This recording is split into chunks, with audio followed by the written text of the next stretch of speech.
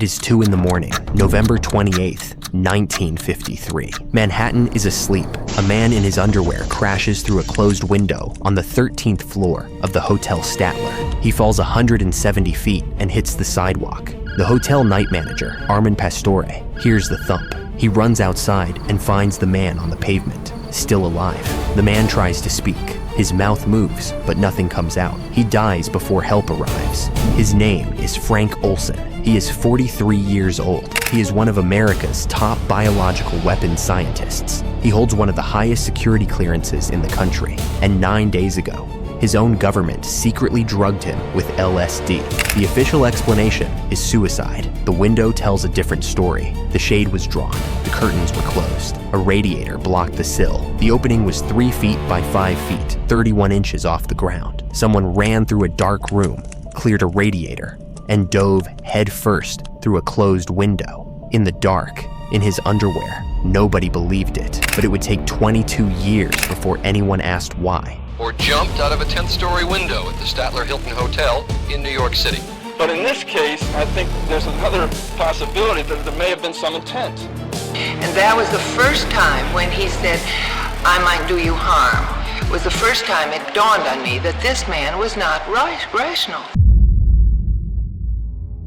Frank Olson grows up in Hurley, Wisconsin, a small mining town near Lake Superior. His parents are Swedish immigrants. He is quiet, studious, and brilliant. He earns a PhD in bacteriology from the University of Wisconsin at 28. In December 1942, he gets a phone call that changes his life. His former thesis advisor, Ira Baldwin, has been recruited to run a secret program. The United States government is building biological weapons. They need scientists. Baldwin wants Olson as one of the first. Olson reports to Camp Dietrich in Frederick, Maryland, a converted airfield that will become the center of America's bioweapons program. He specializes in aerosolization, how to turn bacteria into breathable clouds. He designs protective gear for D-Day. Within a year, he becomes acting chief of the Special Operations Division. By 1953, Frank Olson is one of approximately 24 men in the country who know the full scope of what the CIA is doing in secret. He holds clearance for a project called Artichoke, a classified interrogation program using drugs, hypnosis, and psychological torture. He is a family man. He has a wife named Alice and 3 children, Eric, Niels, and Lisa. He lives in a wood frame house a few minutes from the base. He goes to work every morning and sees piles of dead monkeys. His son Eric will say, decades later, he wasn't the right guy for that. In the summer of 1953, Olson travels to Europe on a classified assignment. He visits military and intelligence installations in Britain, France, West Germany, and Scandinavia. At the Microbiological Research Establishment at Porton Down in England, he observes experiments with sarin and nerve agents. In Germany, he visits Camp King, a CIA black site. What he sees there breaks something inside him. Prisoners are being used as test subjects. Mind control drugs are administered to collaborators and former German SS officers, classified as expendable. Some of the subjects die. Olson's colleague, Norman Cournoyer, will later describe what happened to his friend after those trips. Olson had become convinced that the United States used biological weapons during the Korean War. He saw men die. He comes home a different person. He tells his wife he wants to quit. He tells his colleagues he wants to leave the division.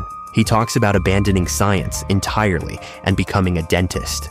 For a man who holds the highest security clearance in one of the most classified programs in American history, wanting to quit is not a career decision. It is a threat.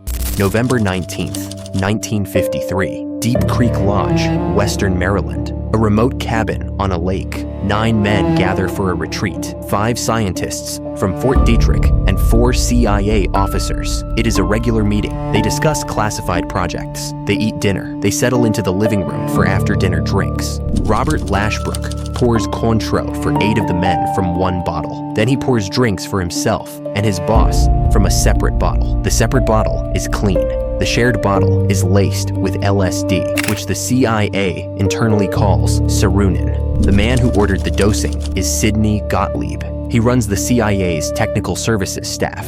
He oversees MKUltra, the agency's mind control program. He is known inside the agency as the sorcerer. Gottlieb is a stutterer with a club foot. He was rejected from military service in World War II. He compensates by becoming the most dangerous chemist in the American government. He develops poisons for Fidel Castro. He builds pills that kill without a trace. He runs experiments on prisoners across 3 continents. And tonight, he drugs his own colleague. Frank Olson's reaction is worse than anyone else's. He becomes paranoid. He cannot sleep. He cannot concentrate. He tells his wife over and over, "I've made a terrible mistake." In the days after the dosing, Olson unravels. He returns to Fort Detrick and tells his supervisor, Vincent Rouet, that he wants to resign. He pours out his doubts and fears. He asks whether he should be fired or should quit. Rouet talks him down, assures him his work is excellent, tells him resignation is too extreme. But Olson does not stabilize. He tells doctors the CIA is out to get him. He says they are spiking his coffee with Benzedrine. Rouet and Lashbrook take Olson to New York. They tell him he will see a psychiatrist. The doctor they bring him to is Harold Abramson, an allergist at Mount Sinai Hospital. Abramson is not a psychiatrist. He is a CIA contracted researcher who once worked with Olson on aerosolization studies. The man who needs help is being treated by the people who hurt him. Olson sees Abramson 3 times. There are plans to send him to a psychiatric facility called Chestnut Lodge.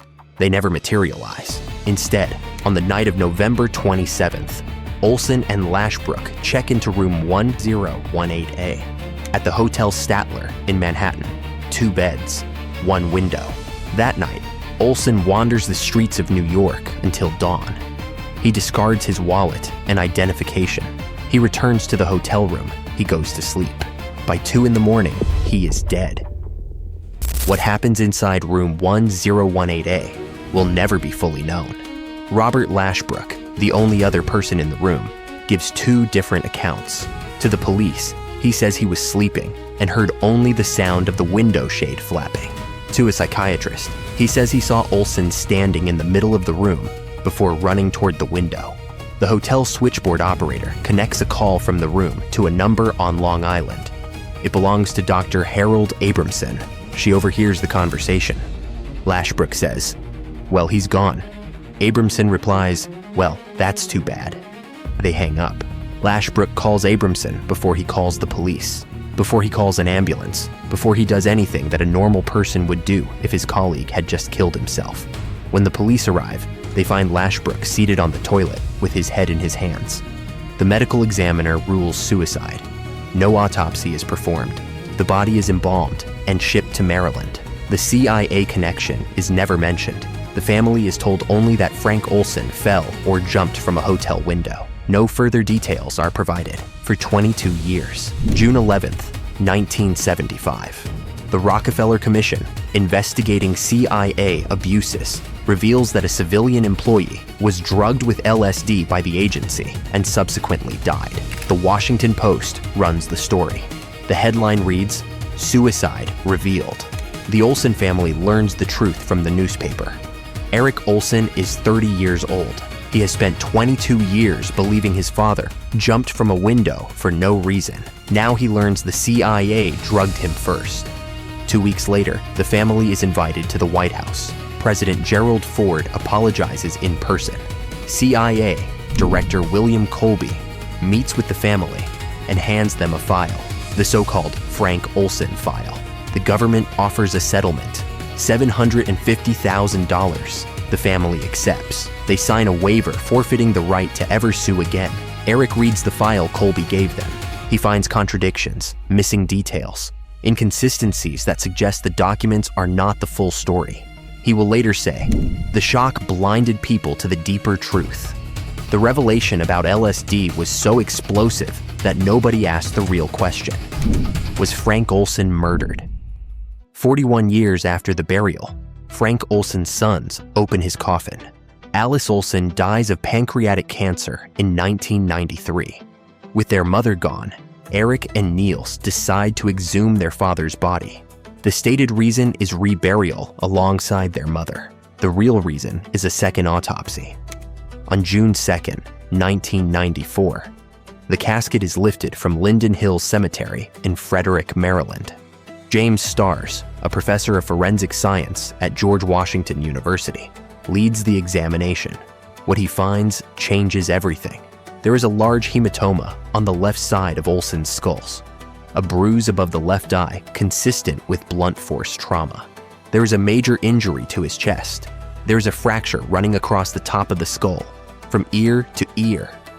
Another fracture at the base, and there are no cuts on the head or neck. If a man crashes head first through a closed glass window, his face and neck should be lacerated. Olson's are not. Starrs delivers his conclusion to the press. He calls the evidence rankly and starkly suggestive of homicide. In 1997, Manhattan District Attorney Robert Morgenthau reopens the case, but the investigation goes nowhere. The key witnesses are unreachable. William Colby, the CIA director who gave the family the file, disappears before he can be questioned. His body is later found after a suspicious boating accident. Sidney Gottlieb dies in 1999 before investigators can reach him. Robert Lashbrook fights his subpoena. The case is closed without charges. 3 years after the exhumation, Eric Olson finds something in a batch of declassified CIA documents. It is an assassination manual, a how-to guide written by the agency itself. The method it describes: strike the subject on the temple, then drop the body from a high window to simulate a suicide, blunt force trauma to the head, a fall from a 13th floor window, a ruling of suicide. The CIA's own manual describes almost exactly what happened to Frank Olson. Eric Olson spends his entire adult life on this case. He abandons his career as a clinical psychologist. He accumulates $150,000 in debt. He lives in his childhood home in Frederick, deteriorating alongside the house. He has limited contact with his own son, who lives in Sweden. In 2012, he and Niels file a lawsuit against the CIA in federal court.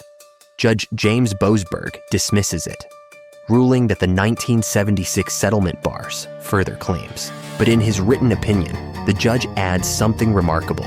He writes that the public record supports many of the allegations in the family's suit, far-fetched as they may sound. A federal judge says the evidence supports a claim of CIA murder, then rules the family signed away their right to prove it. Eric Olson will tell the filmmaker Errol Morris, "You think you're going to find peace of mind. You're going to find out that your father was murdered by the CIA. Feel better now? Wormwood. It's all bitter." Frank Olson was one casualty. MKUltra produced thousands. The program ran for 20 years, from 1953 to 1973. It was approved by CIA Director Allen Dulles and operated by Sidney Gottlieb across 149 sub-projects. Experiments were conducted at more than 80 institutions. At least 185 researchers participated. Many had no idea the funding came from the CIA. The subjects were people who could not fight back: mental patients, prisoners, drug addicts, prostitutes, university students who thought they were volunteering for harmless studies. In one program called Operation Midnight Climax, the CIA set up brothels in San Francisco and New York. Prostitutes lured men to the safe houses. The men were secretly dosed with LSD. CIA agents watched through one-way mirrors. In 1973, CIA Director Richard Helms ordered the destruction of all MKUltra files. Sidney Gottlieb carried out the order. Tens of thousands of documents were shredded, but approximately 20,000 pages survived. They had been misfiled in a budget archive at a CIA records center. A Freedom of Information Act request in 1977 uncovered them. Everything we know about MKUltra comes from the paperwork that fell through the cracks. The rest is gone. The man who could have told us destroyed the evidence and took the rest to his grave. Frank Olson walked out his front door on a November morning in 1953. His 9-year-old son, Eric, felt his father's hand one last time. He never saw him again. 73 years later, the case remains officially unresolved. No one has been charged. No one has been held accountable. The CIA has never admitted to murder. The family's lawsuit was dismissed on a technicality, a waiver signed in 1976. by a family that did not yet know the full truth. Eric Olson is still alive. He has spent more than 50 years asking the same question. The forensic evidence says his father was struck before he fell. The CIA's own manual describes the method. A federal judge said the evidence supports the family's claims. And still, the file remains closed. A former federal agent named Ike Feldman, who worked alongside the CIA during MKUltra, said it plainly. I heard that Frank Olson was talking to people he shouldn't have. It's very logical he was pushed. The CIA built a program to control the human mind. When one of their own scientists developed a conscience, they destroyed him. Then they destroyed the evidence. Then they paid the family to stop asking questions. And for 22 years, it worked.